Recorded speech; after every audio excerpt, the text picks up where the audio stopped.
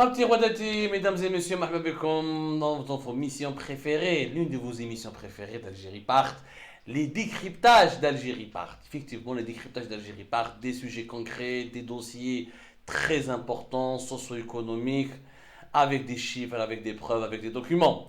Marhaba bikoum. Cette fois-ci, on va parler, Ajma, d'une formule qu'on aurait pu expérimenter en Algérie, mais qui malheureusement, on a essayé de l'expérimenter en 2017-2018, mais ça a été totalement dévié de sa vocation. Mais c'est une formule qui aurait pu nous permettre de se développer économiquement, de construire des belles infrastructures et de rattraper notre retard en sous-développement économique, tout en évitant de perdre des milliards et des milliards de dollars, ou là en dilapidant l'argent du trésor public. Cette formule, ça s'appelle en trois lettres P, P, P. Les trois P, ça veut dire quoi? Partenariat public-privé. Ou je m'attends le partenariat public-privé. Le partenariat public-privé, c'est une ancienne formule qui a commencé au Royaume-Uni, en Angleterre, 1992. Project Finance Initiative.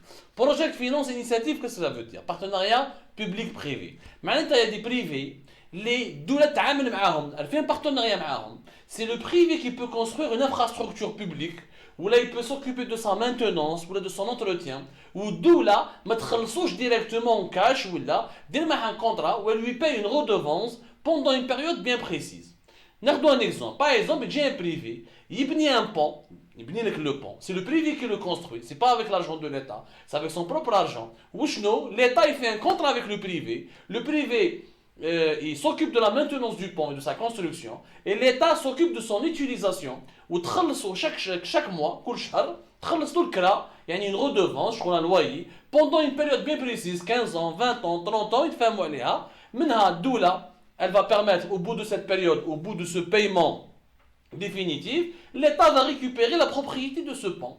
En attendant, le pont reste chez le privé, qui est payé chaque mois, mensuellement, pendant une période bien précise, et à la fin de cette période, le privé va récupérer tout son argent avec une plus-value, avec un bénéfice, où l'État, ça lui permettra de payer tranquillement, sans gaspiller beaucoup d'argent, parce que construire des infrastructures, il faut 10 milliards et 10 milliards de dollars. Chaque année, nous avons besoin de routes, d'autoroutes, de bâtiments, de logements, d'aéroports, de gares, parce que la population grandit. Donc l'État, ça lui permettra de ne pas dépenser tout l'argent du trésor public, mais de payer chaque mois, selon un échéancier. Et à la fin, les droits de propriété de cet édifice, de ce pont ou de n'importe quelle infrastructure publique vont revenir à l'État. C'est une formule très intéressante, l'imchet bzef dans les pays développés. Ni en Angleterre, dans l'Union européenne, entre l'an 2000,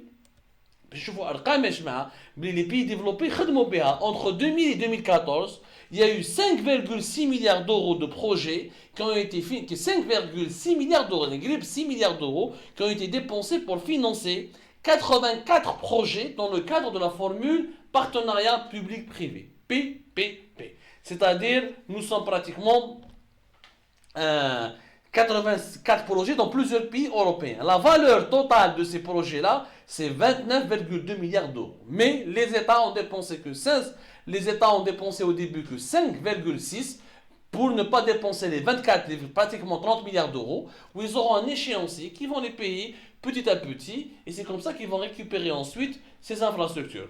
Bon, c'est des projets qui ont été faits en France, en Grèce, en Espagne, en Irlande.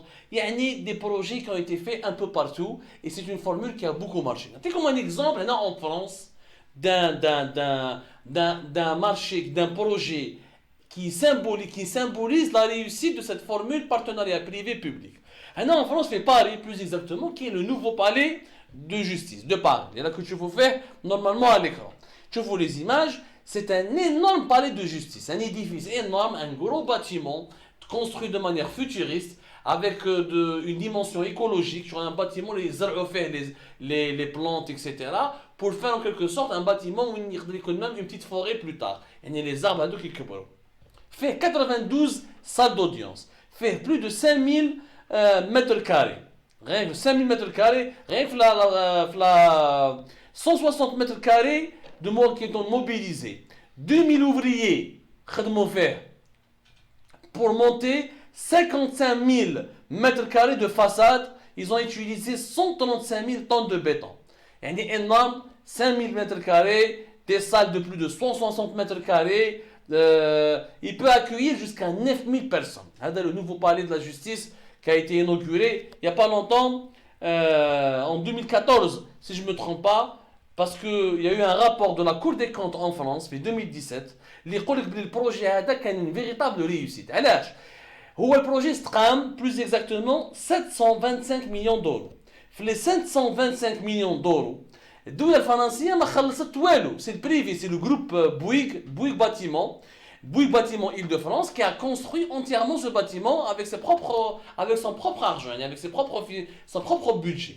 L'État français واش دار un contrat مع Bouygues يخلصوا. Bouygues Bâtiment c'est une société privée, دار معاها un contrat يخلص لها une redevance sur un loyer jusqu'à 2044. يعني un loyer pendant 30 ans, يعني من 2014 jusqu'à 2044.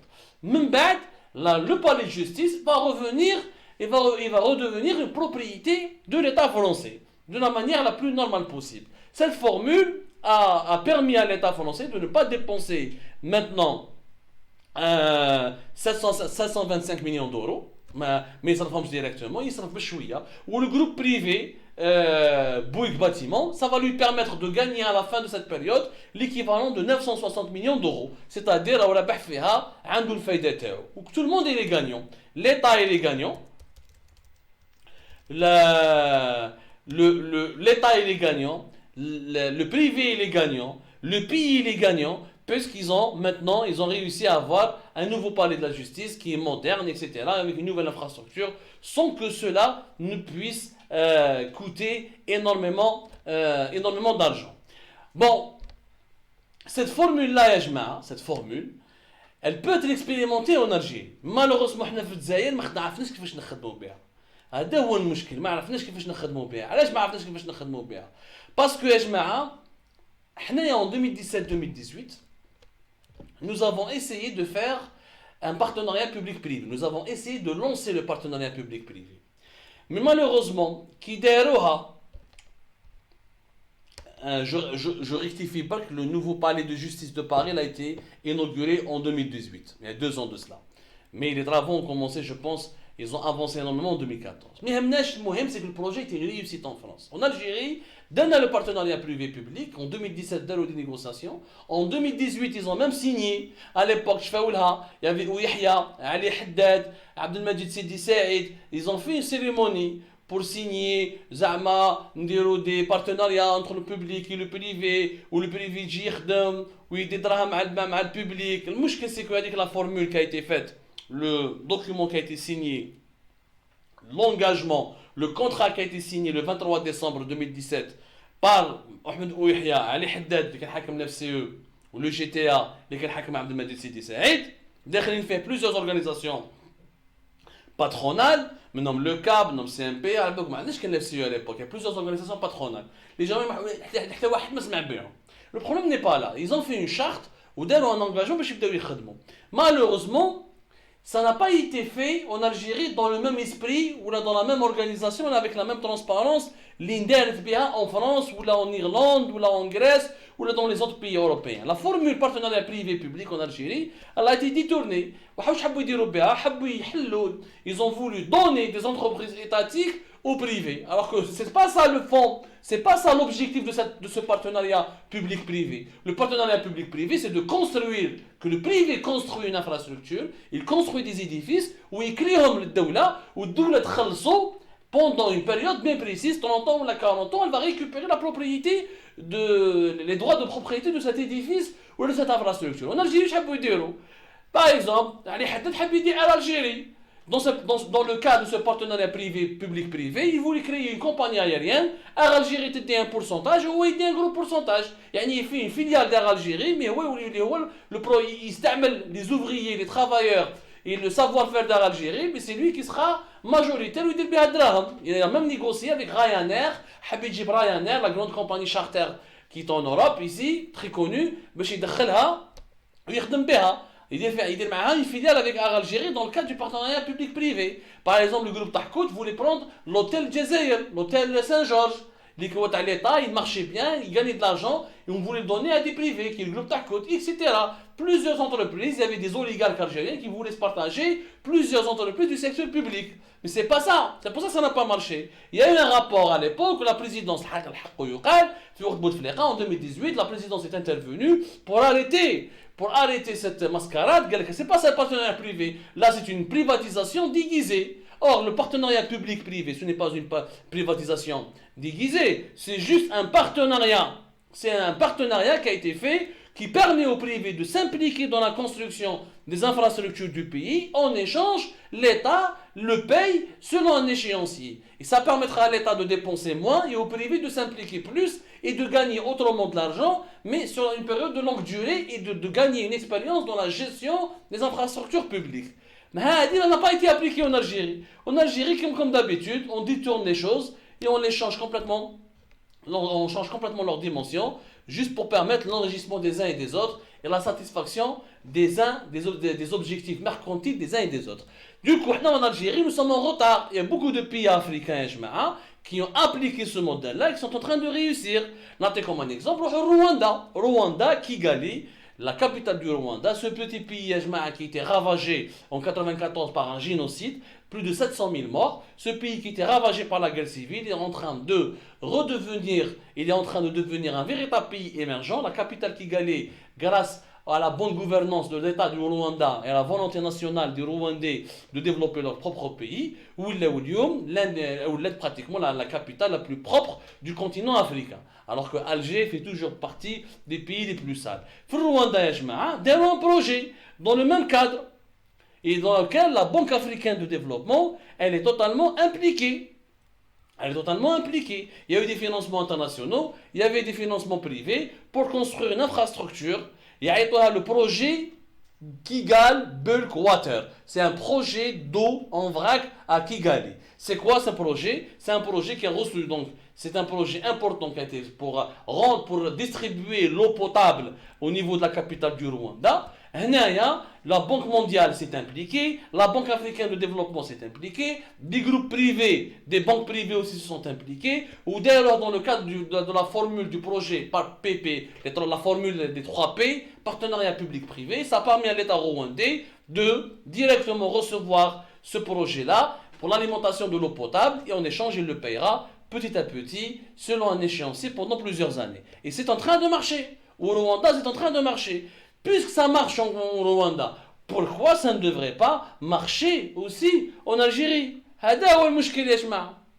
Mais حنايا au lieu المشكل تاعنا pourquoi au Rwanda ça marche? Parce qu'il y a un État qui est fort, qui combat la corruption. C'est vrai, c'est une dictature. Paul Kagame est un dictateur, mais c'est un dictateur qui protège l'intérêt général, qui n'est pas là pour distribuer l'argent du peuple.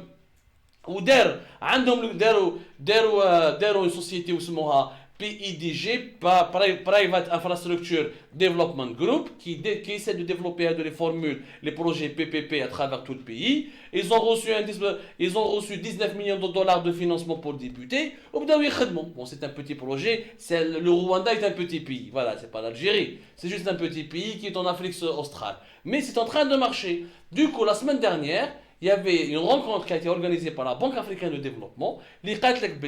L'Afrique, elle doit s'inspirer de la formule PPP, 3P, les PPP, les partenariats publics-privés, pour rattraper son retard et pour construire de véritables infrastructures. حنا هادو les autoroutes اللي محتاجينهم، les aéroports ولو من الدراهم الدولة الجزائرية تصرف 14 مليار دولار على une autoroute اللي مازال ما خلصتش. لو كان عطيناها درناها dans le cadre de cette formule. نجيبوا les Chinois, نجيبوا les Japonais. هما يصرفوا بدراهمهم. Quand le privé utilise son propre argent, il ne va pas voler parce que c'est son argent, c'est pas l'argent de l'État. Donc il ne va pas surfacturer, il ne va pas détourner. Donc il va gérer lui-même dans les meilleurs délais possibles pour ne pas dépenser trop d'argent. Donc il n'y aura pas de surcoûts. Quand il n'y aura pas de surcoûts, il n'y aura pas donc de corruption, il n'y aura pas de népotisme. Même l'État va payer ses groupes étrangers ou ses groupes nationaux, ou ils selon un échéancier bien précis. Même il va récupérer le droit d'exploitation de cette autoroute Est-Ouest. C'est un exemple qu'on doit absolument appliquer dans notre pays, en Afrique du Sud,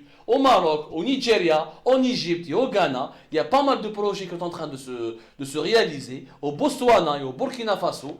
La liste des pays qui veulent généraliser ou expérimenter massivement les partenariats publics-privés et ça commence à marcher. Il faudrait donc s'inspirer de ces réussites. Il y en a marre de voir l'État algérien qui dépense des milliards et des milliards sans contrôle. Quand l'État dépense beaucoup d'argent, et ce n'est pas l'argent des gens, c'est l'argent de l'État, il y a plus de vols, plus de corruption, plus de détournement, plus de conflits d'intérêts. Alors que lorsqu'on essaye des groupes étrangers ou des groupes privés gérer, construire des infrastructures importantes avec leur propre argent, on diminue tous ces risques-là et on diminue la dilapidation de l'argent public.